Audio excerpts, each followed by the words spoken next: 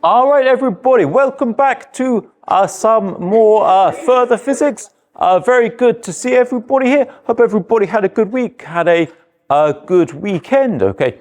So today, as I'm sure everybody can read, we're going to be learning about the physics of capacitors. So I brought my two capacitors along with me again. So last time, we kind of had an introduction to capacitors. You know, we saw what they were. We kind of began to think about how we can include them in some circuits. So today, we're really going to be focusing on the physics of capacitors and taking them really as an example of something where we can apply some really interesting and really important physics to. So it's very important in itself as a component of circuits. And maybe if you studied capacitors before, that's really the kind of context where you've seen capacitors, you know, something you put in a circuit. But it's really important for us as physicists because over the next few weeks, when we start learning more about electric fields and electricity and magnetism, some of the concepts that we're going to start learning about today with capacitors is really important to building that bigger picture of electricity and magnetism.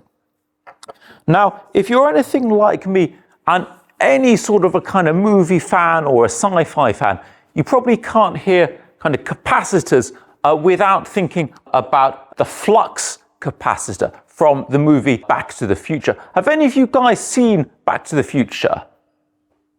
Okay, not too many. If you haven't seen it, it's just an absolute gem of a movie, right? It's just an absolute wonderful movie, real classic sci-fi movie about a time-traveling DeLorean. And the shtick in the movie is that they've got this time-traveling car, and this is a frame from the back of the car. And in the movie, the idea is that the whole time travel of the time-traveling car, it's powered by this thing called the flux capacitor.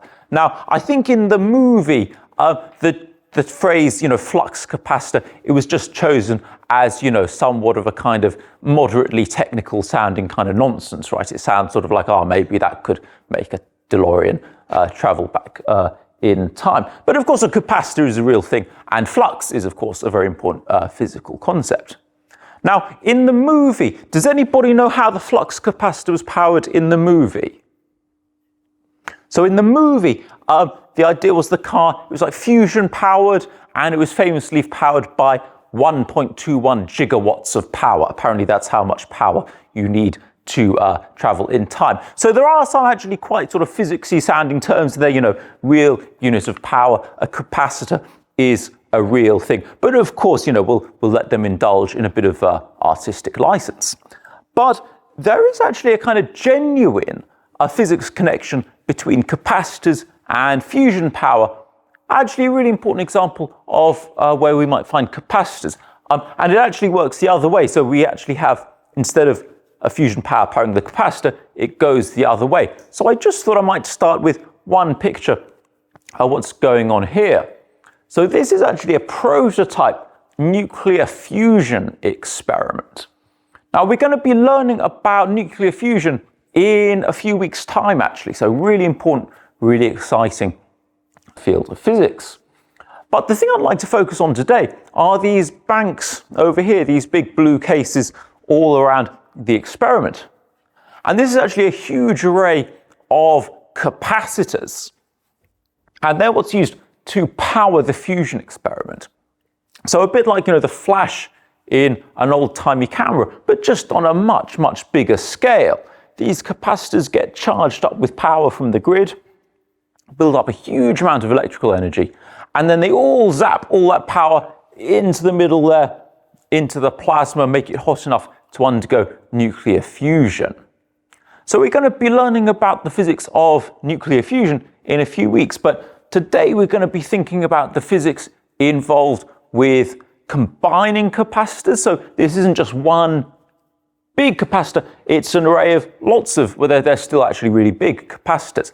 So we're going to be learning about the physics of combining capacitors, the physics of charging up capacitors, storing energy in the capacitors, and very importantly, discharging them. So that's a bit of an overview of some of the things we're going to be thinking about. I've spelled it out on the next slide with a bit of a kind of recap. So last time we saw this equation over here and we saw this picture. So this is the basic idea of a capacitor. We've got two metal plates and we build up charge on one side and it's filled with an insulator and that pushes our charge out. And we can use that to store charge if the current from the other side stops, or we can use it to give us a big jolt of charge like in the fusion experiment. And this is the equation we saw last time, and it really defines what a capacitor is. So a capacitor, it's something where the charge stored on the capacitor, it's directly proportional to the voltage that you put across the capacitor. So if you double the voltage, you're going to be able to store twice as much charge. And that relationship is described with the capacitance. So if we look at these capacitors over here, what are these? 4,700 microfarad capacitors. So that gives you some idea of how much charge you can store if you connect them to a circuit with a particular voltage. So that's what we covered last time. And today we're going to be looking at how to combine them, storing the energy and discharging them. And this concept over here, a time constant. Now, this doesn't actually have anything to do with, the time travel or anything like the flux capacitor, but it is a very important thing when we're thinking about capacitor discharge because it tells us how quickly current is going to discharge from the capacitor. And in the lab we're going to be doing in a few weeks' time, this is actually a very important concept. So we're going to learn about some of the physics involved in that today. So I thought let's start with a question, thinking about different ways that we can combine capacitors. So we saw with resistors, combining them in parallel and series. With capacitors, it actually makes a bit more sense to start with thinking about combining them in parallel. So let's take a look at this question over here. So we've got our basic circuit there with a battery, a power cell, and we've got two capacitors in parallel there. Now, something that we know about capacitors in parallel is if we have charge building up on one side of the capacitor, so maybe we've got a plus Q of charge building up on this side, and then a plus QB on the other capacitor, the total charge building up on each side of the capacitor, we can just add the charges together. So this equation here, the total charge QT, it's just QA plus QB. So that's particular to capacitors. But with any components connected in parallel, remember the voltage is always going to be the same. Whenever we have two components connected in parallel, the voltage is always going to be the same. And then we got this equation here from the first slide that for any capacitor, Q is equal to CV. So these are actually all the pieces of the puzzle that we need to figure out what the total capacitance, what this total C is going to be for two capacitors joined in parallel. So I'll get this question going, have a think about it, have a chat with the people around you. Let's see what we get for the total capacitance.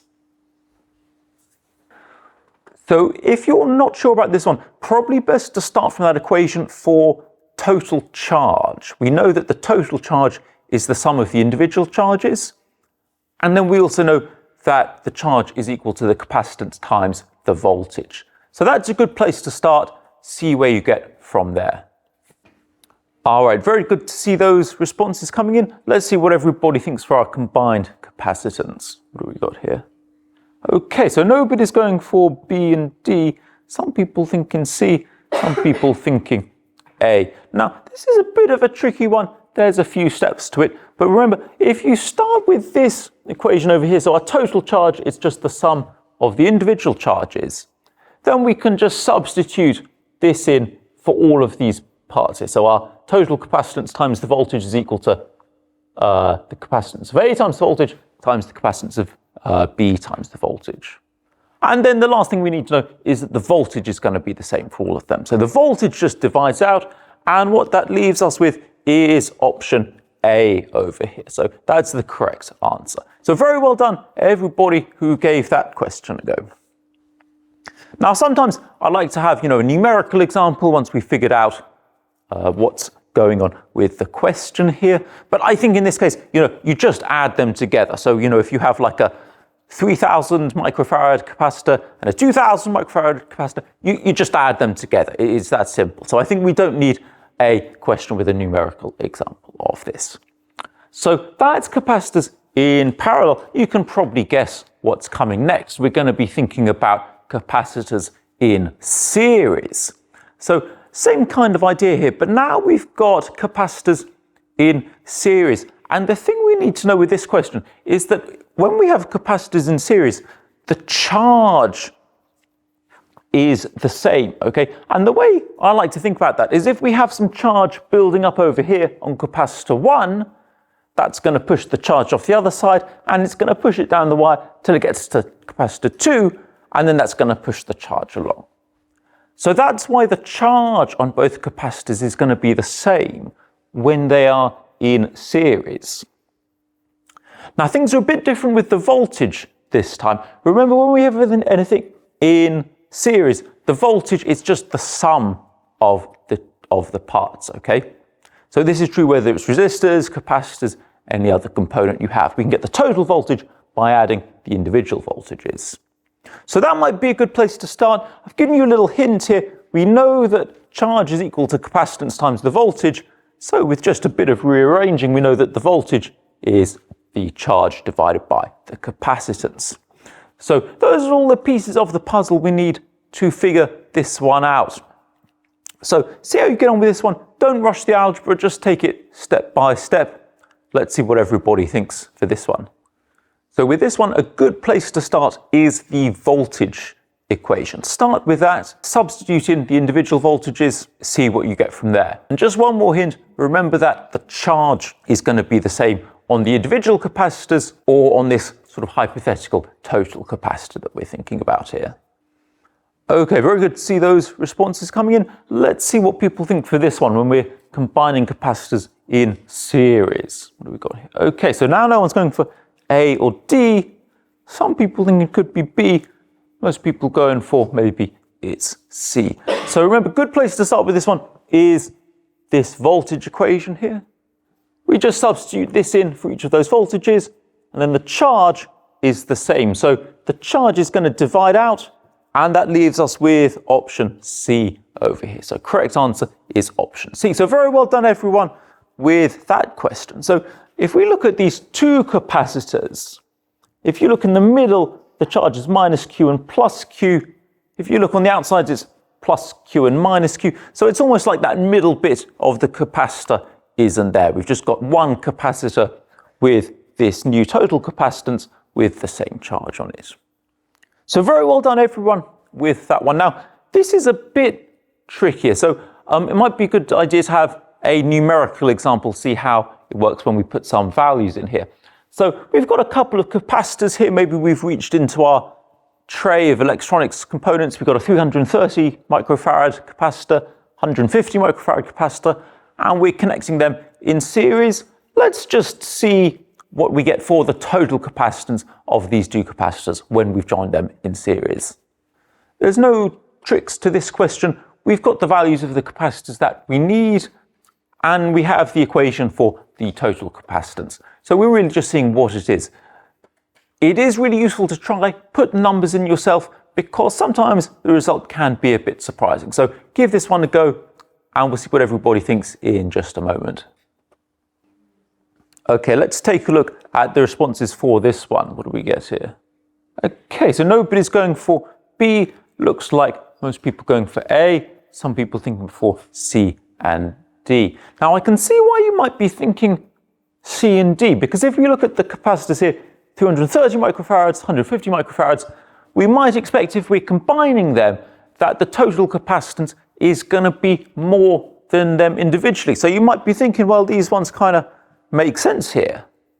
But when you work through the math and you put the values in, what we actually get is option A over here is the correct response. So very well done, everybody who gave that question, especially if you got option A. Now it might be a bit surprising that we've combined two capacitors and the capacitance is lower, but there's some symmetry between what we see with the capacitors here and what we saw last week with the resistors. So they're actually the same forms of the equation. They're just the other way around for series and parallel.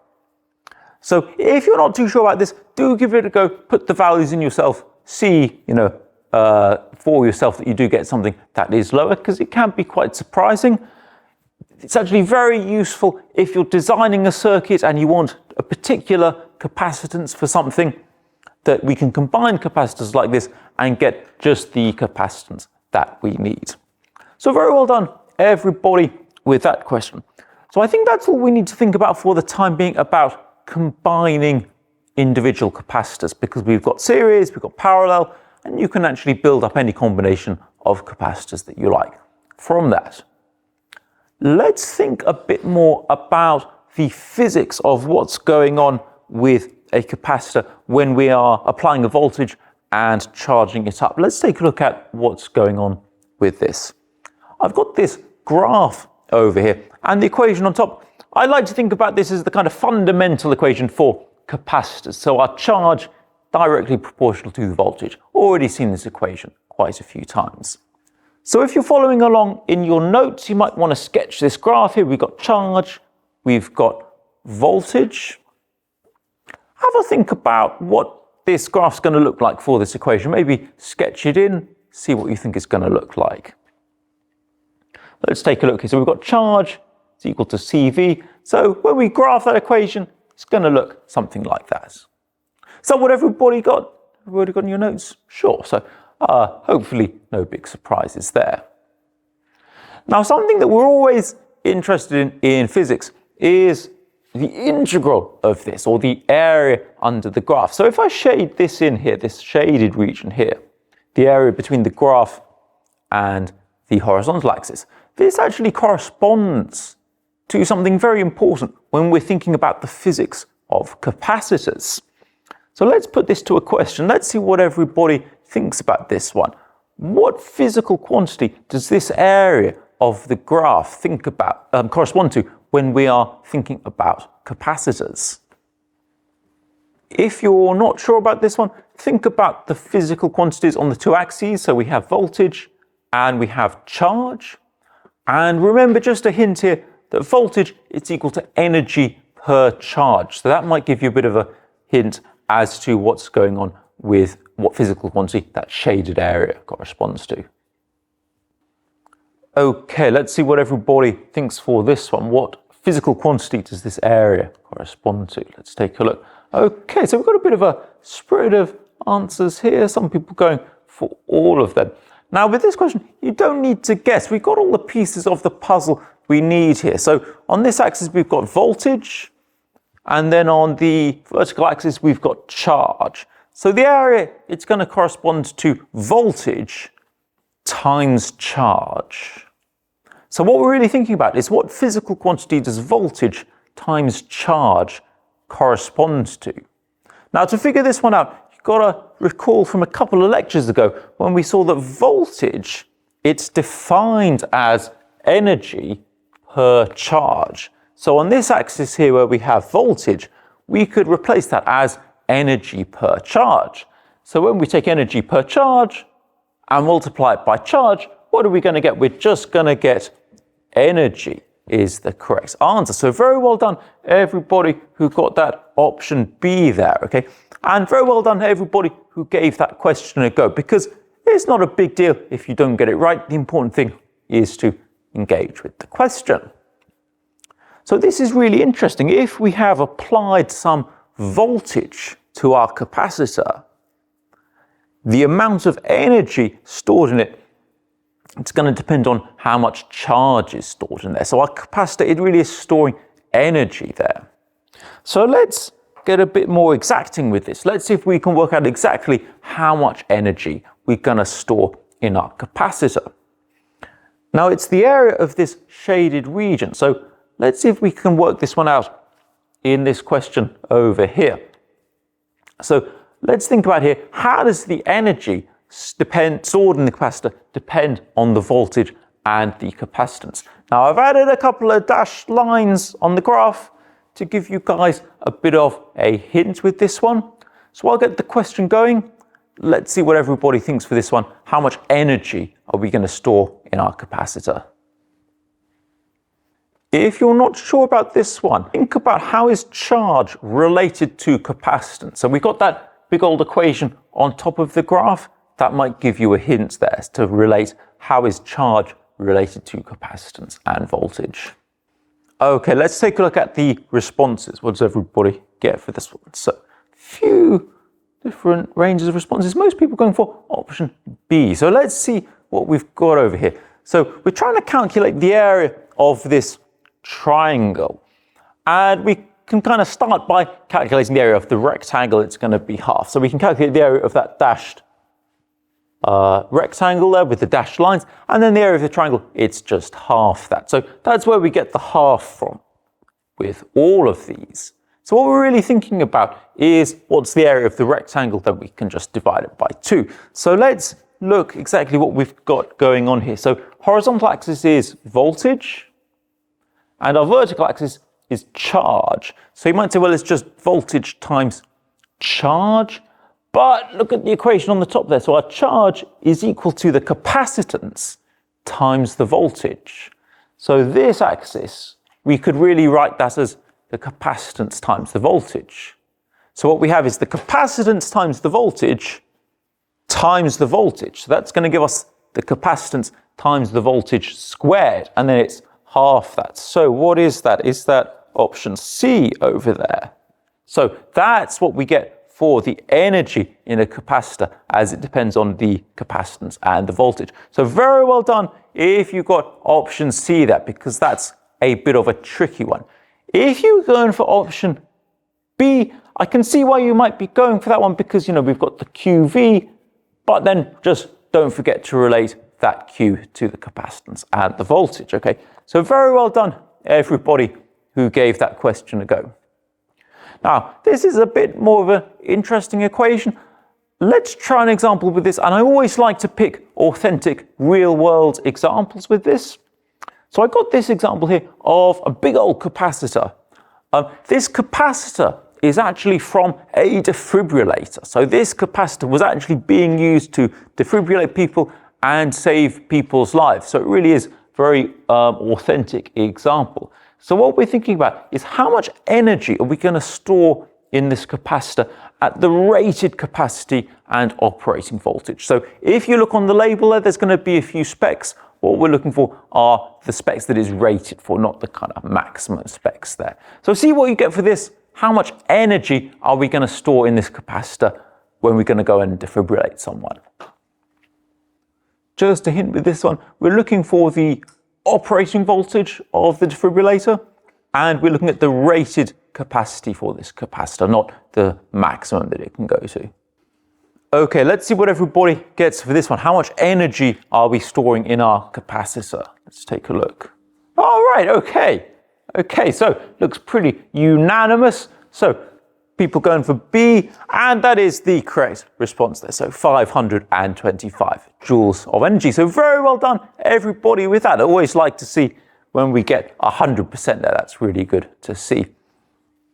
And it's always important to, link back to, realistic, authentic examples there. So, if you do think about someone getting defibrillated, or, you watch those shows, Casualty, ER, that kind of thing. They're defibrillating people at a few hundred joules. I don't know, you might start at 200, work your way up, 300, 400, 500 something is going to be the maximum. So this is quite a lot of energy to be stored in our capacitor. If you think that capacitance isn't too high, remember it's operating very high voltage, so 5,000 kilovolts. If you took one of our lab capacitors and you put 5 kilovolts through it, that would be very bad news indeed. Okay, so this really is a lot of energy to be stored in our capacitor. So once we've stored this energy, it's charged up, we're going to release it all very quickly. So what I'd like to think about for the rest of the lecture is the physics of capacitor discharge. So I've got quite an interesting question for you guys to think about here, because we've got a few different concepts that we've been thinking about recently. So we've got capacitance, and then before that we were thinking about resistance. So let's think about here, what are the units? What do we get if we multiply capacitance times resistance? Let's have a think about this question. If you're not sure about this question, you don't need to guess. We've got all the pieces of the puzzle that we need. We know the units of capacitance are coulombs per volt. The units of resistance are volts per amp. And remember, amps, that's the rate of flow of charge. So the units of that are coulombs per second. So see what you get when you put all those pieces of the puzzle together. See what you get for the units of capacitance times resistance. Okay, let's take a look at the responses. What do we get for the units of these two quantities when we combine them? Okay, so some people thinking D, joules for energy. Looks like most people going for A. So when we put all the pieces of the puzzle together, starting from current coulombs per second, everything cancels out. And what we're actually left with is option A over here, seconds. So very well done, everybody who figured out that it's option A, seconds. Kind of surprising, right? We take the units for how much charge we can store in our capacitor. We take the units for resistivity, we multiply them together, and that has units of seconds, the units we measure time with. And this is because resistors and capacitors they're actually very closely related when we're thinking about the physics of capacitor discharge. So for the last couple of slides for today, I'd like to think a bit about the physics of what's going on when we are discharging the energy in a capacitor. So let's have a think about this. Let's have a think about what's going on. So the situation is, in this little segment of a circuit diagram, we've got a capacitor over here. So maybe that's the big old capacitor from our defibrillator, or maybe it's a little capacitor in a disposable camera. And that charge is being discharged through a resistor over here. So maybe that resistor is the flash bulb in your disposable camera, or maybe that resistor is like someone's heart and you're defibrillating them. From a physics point of view, it's basically just a resistor, okay? So what we're thinking about is how much time is it going to take to discharge this current? And just on a kind of big kind of picture view, the more resistance we have, the slower the current is going to discharge, because it's kind of more difficult for the charge to move through that resistor. And the lower the resistor is, the easier it is for that charge to come out. So I've got a graph here of time over here and charge on this axis. So let's see what we get when we plot charge versus time. If we start from some initial charge over here, so we've charged up our capacitor, and then once we release the charge, it actually decreases like this. We get what we call an exponential curve for the charge remaining in the capacitor against time. Has anybody seen exponential curves before, maybe in math? Okay, a few people. So let's take a look at what the equation actually looks like for this, for the discharge equation. So if you've seen exponential functions before, this might be familiar. If you haven't seen this equation before, or an equation of this form before, that's absolutely fine. You can just sort of take this equation as what we use to model something like this. If you're curious about where this equation comes from, please do ask me. Next time we have a workshop, it'd be great to go through the physics of exactly where this equation comes from. What this equation tells us is, if we have some initial charge, the charge at a particular time, we can figure it out by working out this part of this equation. And that E, that's just that 2.7 something, on your calculator. And then we raise that to the power of minus our time, so how many seconds that discharge has taken, divided by the capacitance times the resistance. So that kind of sets the scale for how quickly the charge is going to be discharged from our capacitor. Now, something quite interesting happens, because remember that the units of C times R, that has units of seconds, which is kind of surprising. So something really interesting happens when our time is equal to this, to what we get when we multiply the capacitance times the resistance. Now that might seem kind of weird. How can time equal the product of,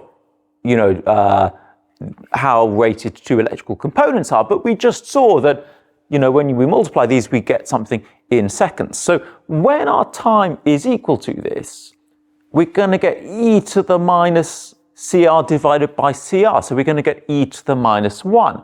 So we're going to get this business over here, e to the minus 1. So our charge is going to equal our initial charge times e to the minus 1. Now, if you've got your calculator handy, you can try this right now. Okay, so we just got, where have we got here?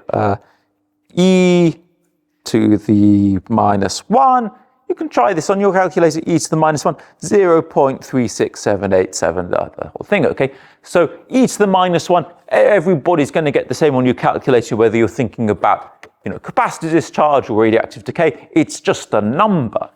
So it's quite a handy number, because what it means is when our time is equal to this particular value, we know that our charge is going to be a certain percentage of our original charge.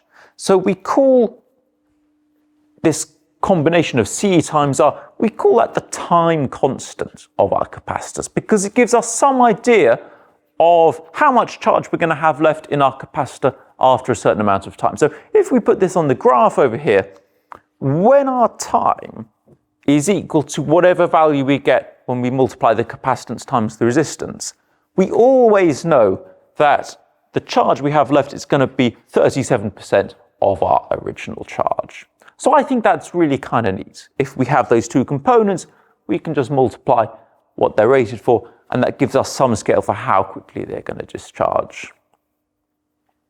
Now, that might seem kind of tricky. It gets a lot more straightforward when we try a numerical example, put some numbers in. So last question for today. Let's try a numerical example. Let's put some numbers in. Let's see what we get. So suppose we've got our 4,700 microfarad capacitor. So the exact capacitance, maybe we're working with exactly one of these capacitors. And we've got it in a circuit.